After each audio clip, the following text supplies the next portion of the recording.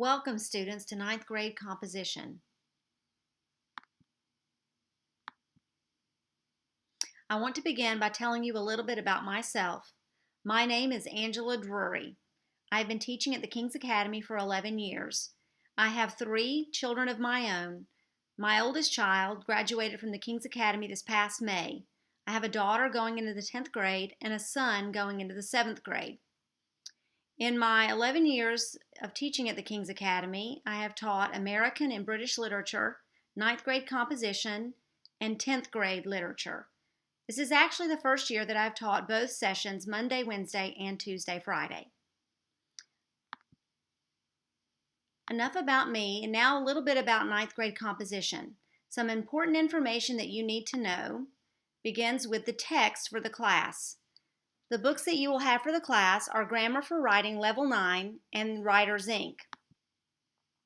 You will bring to class your Grammar for Writing book, your notebook, pen, paper, and any desired electronic devices. You will leave your Writer's Ink book at home. The grades for the class are major grades, which are papers and projects. They count for 40% of your grade. Minor grades, which are 30%, these include writing selections and photojournalism entries, and also editing exercises. Homework grades are worth 20%, and these include handouts, grammar exercises, and various writing assignments. The participation grade is worth 10% of your overall grade, and this includes class discussions and collaborative group work. In regard to turning in work, homework should be turned in as it is outlined in RenWeb. Homework is always due in homeroom. If the work is needed in class, I can collect that from the assistant. Work turned in after homeroom will receive a missing assignment note and a 79.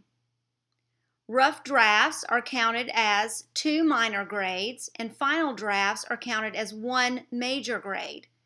The only difference with this is the research rough draft, which is worth 2 minor grades, and the research final paper, which is counted as 2 major grades, and then the research process counts as 1 major grade.